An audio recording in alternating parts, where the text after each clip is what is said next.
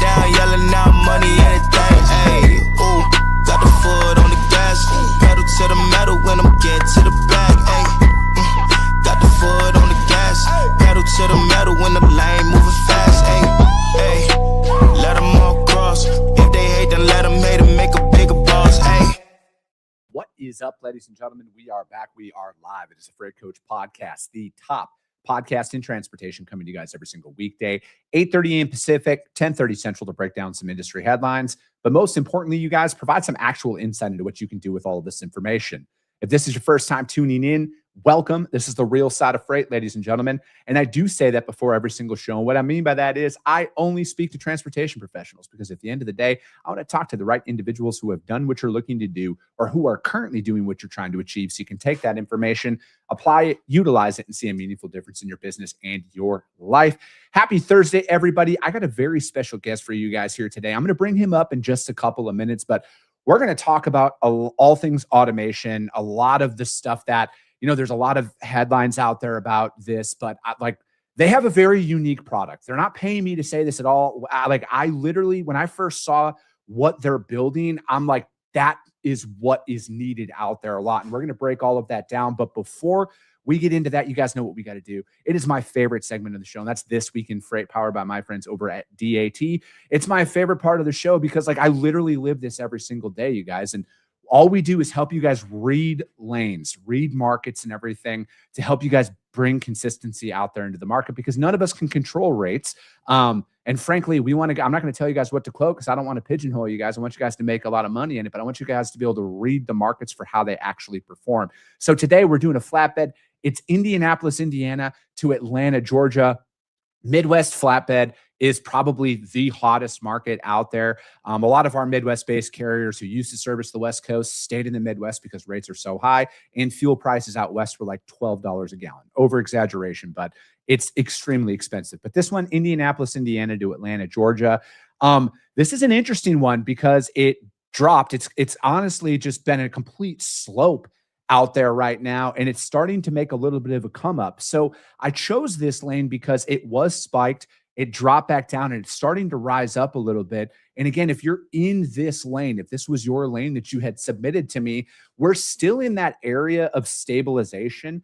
And I look, and my stabilization markers is it's a $200 rate variance. All right. So it showed 1,700 in July. Right now it's at 1,800. We're almost at the end of August. So I would want to see this through September before I say anything. But one thing we do get for a late season push out there in the flatbed market in particular is there's a lot of farming equipment, harvest season stuff, a lot of those orders, a lot of the companies we work with that ship farming equipment, this is their busy season out there. And if you've ever lived in the Midwest, you know what that is. It is going to be harvest season here pretty soon. But another area I want you guys to look at here under this is in the market conditions. And sorry, this needs to be updated, but it's going from a tight market to a tight market. Okay. So what does that mean out there? I think that it's going to be, from my perspective, you can always find a truck. All right. So I try and tether my words here because I don't want to fearmonger or anything like that. Midwest capacity is a little bit tighter than other parts of the country, but I also look at it where you're going into a very strong outbound market. Okay. So even though it's showing that it's a tight market out of Georgia, you're not going to have any trouble finding capacity on this lane, especially because this is a great overnight run. It's paying really, really well as well when you look at it. It's a power lane of power lanes, you guys, but I like to study the outbound market and the inbound market as well, especially if this is a newer lane. And then also the miles, right? Like if this is a Friday to Monday lane, unless the carrier is based in Georgia, you're going to see a higher price point on that. Heck, you might even see a higher price point for a Georgia-based carrier. But I look at it, though, there's never going to be a shortage of ones. So if you're working with this customer and it's a newer relationship, I would explain to them like, hey, if we can ship this Monday through Thursday, that is where the cost savings start to come in for your customers, as opposed to a Friday to Monday. You're just going to see a higher price point out there because they got to hold on to the freight a little bit longer, and it costs more money because nobody likes to work for free out there. But I look at this one at the end of September, it'll be a lot easier to tell how this market is going to be from like a stabilization point. But that is also coming up to the end of flatbed season as well. So I wouldn't be surprised. Like my gut based on my experiences, is it's probably going to hover around this to September, and then it will drop out there as flatbed season starts to wrap up. But that is This Week in Freight, powered by my friends over at DAT. Again, you guys, this is 100% viewer submitted. So if you want your lane broken down on the show, email my team, podcast@thefreightcoach.com. All right, let's jump into it, you guys. We're going to talk about AI, automation. And when I saw this company get released out there, I literally hit him up within like 5 seconds about it. So I want to welcome Mr. Alex Reed onto the show today. Alex, thank you so much for taking the time to join me this morning. Thanks for having me, Chris. Excited to be here. All right. So since you didn't tell me before we started the show today, I got to ask, man, like, how'd you get your start in freight, Alex? Like, what brought you into the industry? Yeah, it was a little roundabout. So my last company, I was in petrochemicals, industrial. So different, but actually similar in some ways. I'll describe it. So basically, we were helping big chemical companies operate their chemical plants to make them better, cheaper, faster, right? And so if you think about that industry, it's cyclical, it's pretty commoditized, it's low margin, operationally messy, and they have very skilled operators running those assets. And so if that sounds familiar, yeah, that sounds a lot like freight, right? So yep. I didn't realize it was that similar until I really got in, but that's what my background is. I had a company, we were venture backed and ended up selling it to a public Japanese company in the manufacturing side. And then after some time, did the post-merger integration with the corporate. We were running that business out of Houston. And then I'm from New Orleans originally. That's where the company was. And then I was looking at a few different opportunities and different verticals because I wanted to do something new. And this one actually was like, hey, I could bring a lot of my mental models over here. And these folks from Up Labs who had this relationship with JB Hunt reached out and said, hey, we need a CEO to come build this thing. And so as I dug in and I found out about Up Labs and also JB Hunt, said, this is really neat. And JB Hunt seems to be well respected in the space. And I find out they're very well respected in the space. And so that was how I got pulled in. And now, I've been off and running since last November. I was part of the incubation towards the end of the incubation as we were building it within JB Hunt. And then as you saw the announcement about a month ago. So with a lot of this, I'm just going to dive right in here, man. It's like a lot of the research that I was doing on you guys, and like I was saying to admit, before we started the show today, I'm like, this is the software that it's needed because it's talking about automating the mundane. And I look at it where it's like, there's a big push for like AI voice in freight, right? Like I see it all the time, AI carrier reps, AI sales reps, and everything else. And like, I get it, right? Like I get the allure of it, but I look at it as somebody who's a bootstrap founder. My definition of an RPA is a revenue producing activity. Like I only have so much capital and so much runway that I get to work with. I need something to like amplify my outreach, right? Like I got to 10x my output every day. You get this, you built a company, right? Like it's not just endless, just cashing checks. Like we got to do 10x with every single day to get ourselves off the ground and up and running. And it's like, and I'm looking at this, I'm like, automating your operations is crucial, right? Because it's like my bold goal in business, and I told you this, and I say this on the show often, is I'm going to build $100 million freight brokerage with 10 people. This tool is like what is in my vision of how we get it done. Yeah, no, I think there's a lot there. So, but I think if you look at how we've approached it, I mean, there was a first wave in general in this AI push, right? And I think everyone fast forwarded to where I think we're going to end up, 15 years. I don't know how long it's going to take. It's going to take longer than we all expect. And then as you get into the complexity, the relationships, the operational reality of moving assets with all these random perturbations, I think that's when people started to realize, okay, maybe it's not going to be as fast as we thought. Maybe it's a little harder than we thought. And certainly that's what we've learned is like, this stuff is actually complicated. A lot of folks not in this industry, like, oh, how hard can it be? Well, now coming in, it is actually pretty hard because of that randomness, because of these relationships, because of how the markets are moving, right? And so if we looked at it, to your point, we were building it from the user perspective. How do you get leverage on the people that are there? How do you build it around what they actually do to make their lives easier? Because that's the piece that was missing is like, we need users to use this tool to get the leverage, to get the ROI, to do more to your point, the stuff that we think's higher value, which is the relationship side. And so I think, yeah, I mean, we do a little bit of voice stuff. We're not necessarily going heavy in that. We're more focused on the operational side, some of the back office automation, but also some of the intelligence layer around the asset side. So, yeah, we certainly, because of the JB Hunt relationship, are more focused on the asset side first. And so that's really where we're pushing. But yeah, so some of that back office automation, to your point, that frees those people up to actually, because they got to do this stuff. It's got to happen.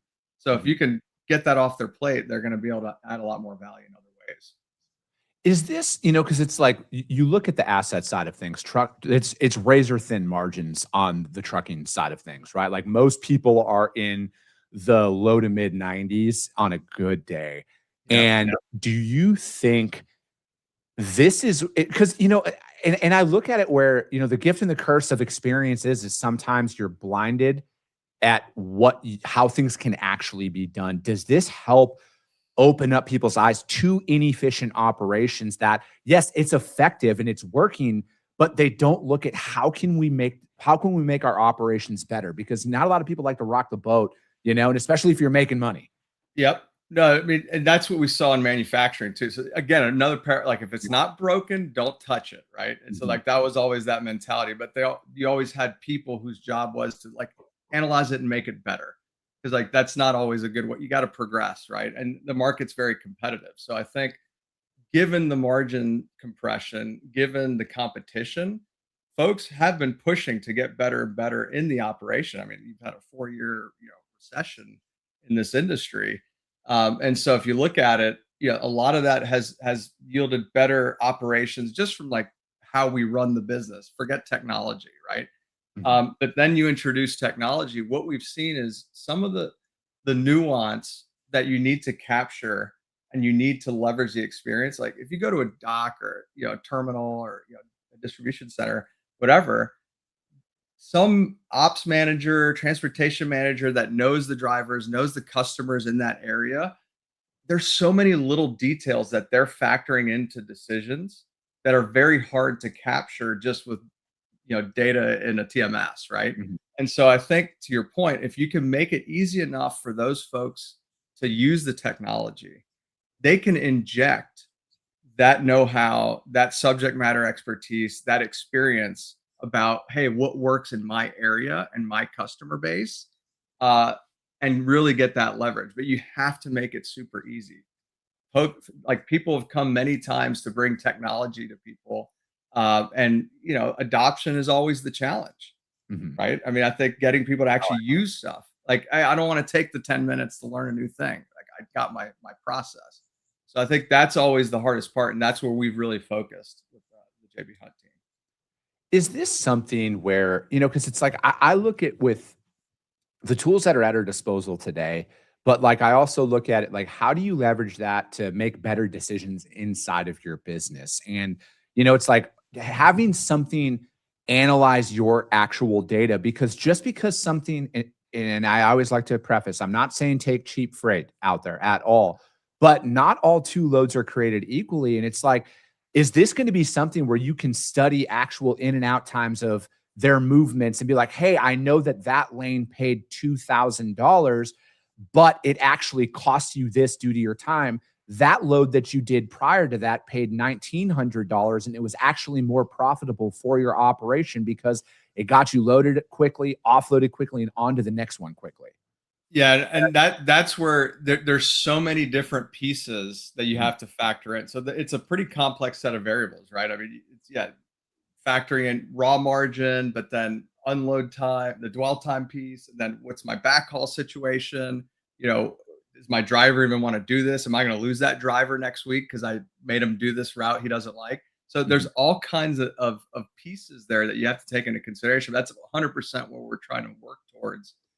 So in the next quarter or two, those are some of the things that we're building out, but we're trying to do it more from that decision point, like I was saying, at that distribution center, that terminal, whatever, where there's a person who's making a lot of those calls, a lot of it just based on experience and instinct with some data. I mean, of course they have data, but I think having something in the background, looking, analyzing, suggesting, but letting the human in the loop make the decision because of all those other factors that you cannot put in the algorithm. I think that's going to be the key to actually making things just a little bit better. I think everyone's trying to make everything 100 times better now. 5%.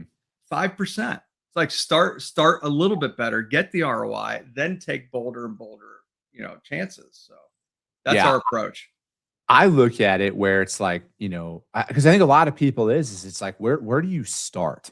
Right. Because it's like, there's so many tools that are out there, and it's like, what is the best one for your business and everything else? And, I'm like, dude, just go get on ChatGPT or Gemini or Claude and Great just place to start. Yep. Start there, right? Yep. Like, you can see how a lot of these language models actually operate. Like, I built a prospecting tool inside of Gemini. It took me like 6 months, constant reminders, everything else. But it was that, hey, let's just get like a 1% better every single day with it. And now it's like, I can use that to make better sales calls. I can use that to be like, all right, is this actually the right prospect for us to be going after? And to me, it's like, what is out there today is like, you can do so much more with less now. And most businesses, like, one of the most like shocking stats that I ever saw is like, I think it's like some 90% of businesses are within 30 days of going bankrupt every month due to cash flow constraints, right? And it's like, if you just look at that stat alone, how could you not explore? Because yes, is it annoying at times when you have to keep reminding? It's kind of like, raising kids early on, like, do not touch the stove. For the love of all, do not touch the stove. You got to say it a lot. But I also look at it where it's like, the more you work, once you start like integrating it into your day-to-day, and then it just becomes like, it's just part of your SOP at that point.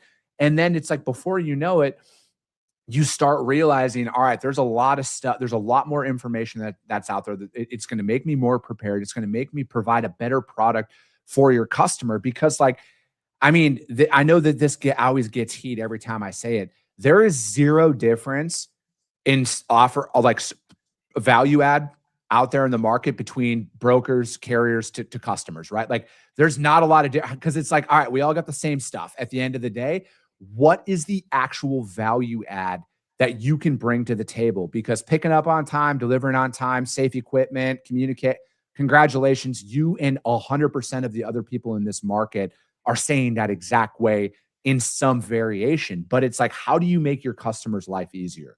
I don't know if a lot of, I'm sure there's people out there that do this, but it's like, when you look at some of these large enterprise shippers, and I know, JB Hunt, who you're working with, they are with everybody enterprise level out there.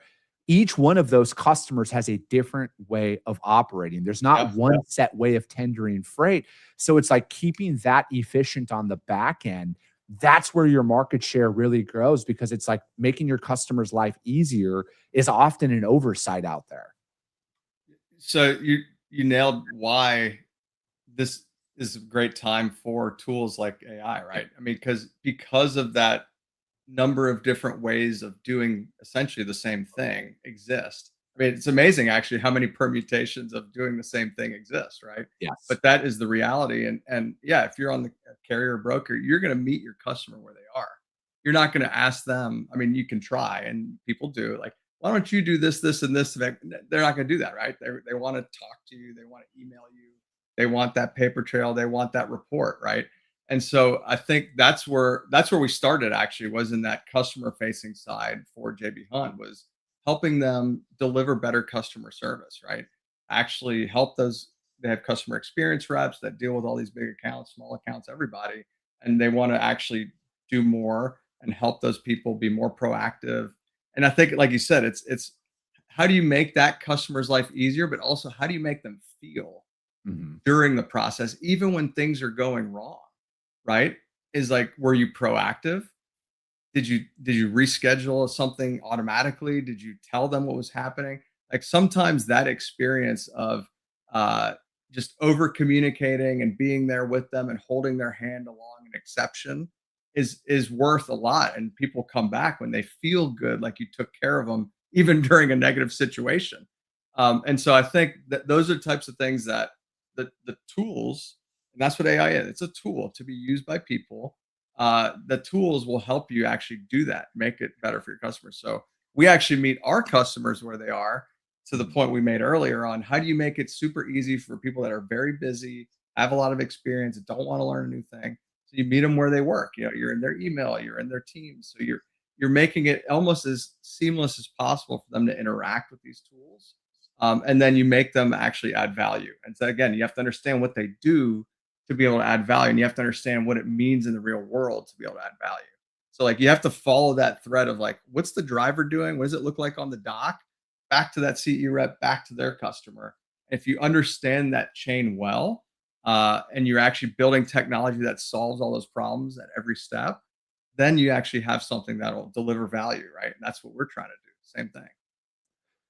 Do you think a lot of people get lost in their workflow? Like they think they're more busy than they actually are. And again, I know everybody's got a different tolerance level to certain things out there, but do you think like most people's workflow is broken and it actually costs them more opportunities in the sense of like they're doing too much? Like I guess to summarize it, people do way too much, right? Like they almost like they overcomplicate it. And I see, because like, man, I've seen some tech companies that have came into this space and I'm like, you're literally creating a problem that wasn't there before with this offering.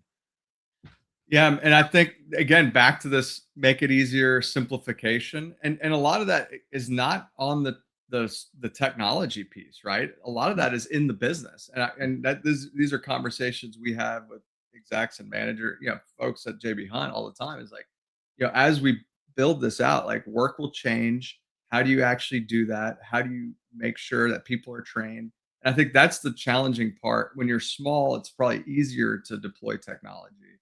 As you are large and you have all this specialization, you have all these processes, these enterprise companies.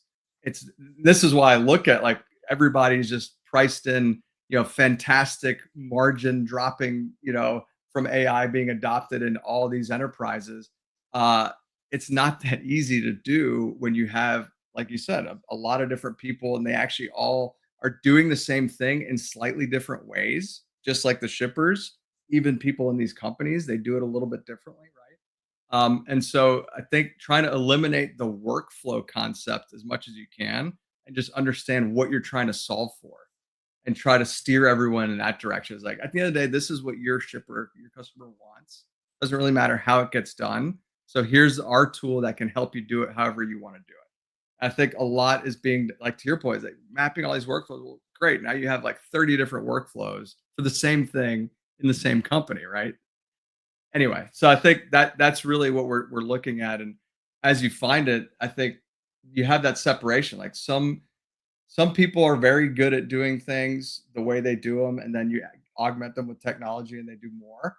And then others, are just always going to need some help and then, some guidance in how you do it. So I think that's where if you have a good culture, you have good people, you're good at running your business, that's where technology really gives you the leverage. If you have a lot of these issues anyway, technology is not going to solve your problem. Yeah. You're not going to get the adoption. You're going to throw money at it. You're going to try all these different things with different companies. So our approach is really to stick more, really find someone that wants to commit, partner, understand that with us, and we'll work it together. It's not an easy process. So you really want somebody to be committed as you go through it. Yeah. I look at it where there has never been a more like equal time in business where like the playing field across the board is like, because you bring up good points, right? Like it's very hard to integrate and deploy change at an enterprise level company, right? And what I mean is some of these smaller operations, which, 90% of the transportation industry is small business. This gives you such a massive opportunity to capture market share because because again, it's like the smaller the business, the less hurdles you have to jump through, the less people that can get adoption. But like, then you can start packing a larger punch out there in the market, right? Where it's like, hey, 2 people can move 1,000 loads in a month, right? Like that's where a lot of the technology is today. So it's like for you to start adopting this at that level. And then I also look at it from like the owner operator's perspective, having something behind the scenes, analyzing your operation to see like, hey, where's the best fuel stop? Where's the best maintenance companies? And assessing a lot of that information for you. Because again, like Humans are emotional. All right. Doesn't matter how the most emotionally strong person out there, humans are emotional. And one of the best lessons I learned in business early on is having another department make the emotional decision that's not attached to the transaction. This is where tools like this are going to come in to help you make an actual better decision for your business. Because like, relationships is thrown out there so much in freight, right? It is. You might think like I can like people. We can be friends off all of that stuff. But like, if that product isn't what's best for my business, I have to make the best decision. And sometimes you need something to steer you in the right direction to remove that emotional connection to that, relationship, we'll call it. Yeah, no, that's a great point. And I mean, I think as you look at it, yeah, we don't want to eliminate emotion, right? Because I think that's what makes us human. But I agree, to make a business decision on emotion is certainly not the best way to go about it. So yeah, I mean, I think these tools will allow that. And I think what people will find is even some of these tribal knowledge nuances I was talking about earlier, some of those might be more emotional reactions or overweighting certain events in your past that, I got burned because I did this, right? And overweighting those things rather than a reality or an objective reality on what's best for the business. So I think I think of it as like technology can be a very powerful mirror, right, on what you're doing. It's like, hey, you're like, let's actually look at this thing objectively. What are we doing? Is it the best? Are these little decisions that I'm making, actually compounding to something valuable for the business or slightly negative, and why? And that's really, I think you're spot on with that. Is, how do you do it in an unemotional way? And to your point on the smaller companies, I mean, I think, yeah, I mean, given the other challenges, their cash flow, like anything you can do to compete, sure. Like, yeah, if you're running on 30-day cash flow and and you have a lot bigger companies that can use public debt, they could use a lot of different ways to fund their business. You're at a strong disadvantage, right, to scale.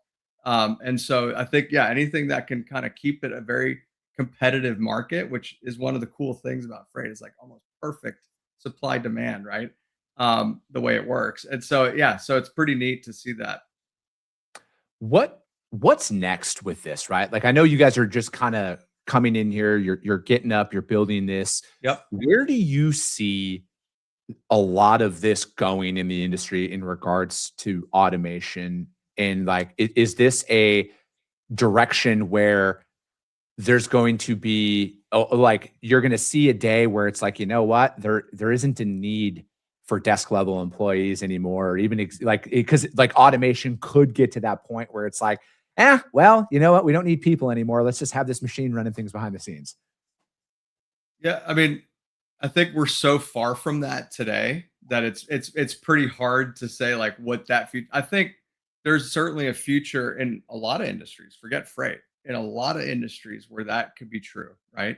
And what we've seen historically is that there's other ways to create value as a human, right? And so I think that, I know that's the tried and true argument, but I actually am a believer in that. Is like, when has a technological revolution been bad for society in a whole, like in terms of growth, in terms of total quality of life, opportunity? So that's the more macro view of all of this. But I don't think it's a freight thing specifically, and I think this is going to be something that society will be dealing with, politicians will be dealing with. So this is not on the tech. I think we're pretty far from that, to be honest. Yeah. Where that's going to be like, tomorrow, hey, I don't need anybody to run this business. That's just not real. Yeah. No, I agree with that, right? But I always like to hear people's takes on that, because you see some interviews out there. Some of these tech guys are like, oh, there's no. They probably regret what they said. Yeah, those are now a little bit older interviews, right? And everyone's like, maybe that was, and also like it was a little bit of an overpromise on where we were, right? Oh, so, dude, I think that's the biggest thing, Alex. Is I'm like, man, some of those marketing dollars that were spent out there, like, I wonder who came with that decision. Fire all your people, put in this technology, increase profitability, because that was like kind of like the underlying message of all of that stuff early on. Yeah. So yeah, again, I just think that's not realistic. Sure. Where it's less realistic is in more complex real world operational environments like this.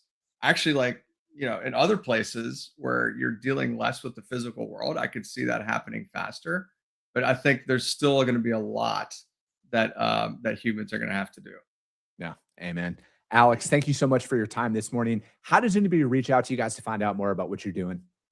Well, go to our website, hit us up. I mean, we're actually, yeah, like you said, what's next for us in terms of short term is we are working with other carriers and looking to have some folks come alongside us and JB Hunt as we finish building out our platform. Perfect. Alex, thank you so much. If you guys can't find them out there, hit me up. I will gladly put you guys in direct contact with them. That's going to be it for today, ladies and gentlemen. As always, if you got value in what you heard and you're not subscribed, subscribe to the show, you guys. And if you're feeling ambitious, rank that show on iTunes and Spotify, because if you see value, your network's going to see it as well. I appreciate you guys. I love you guys, and we'll be talking to you soon.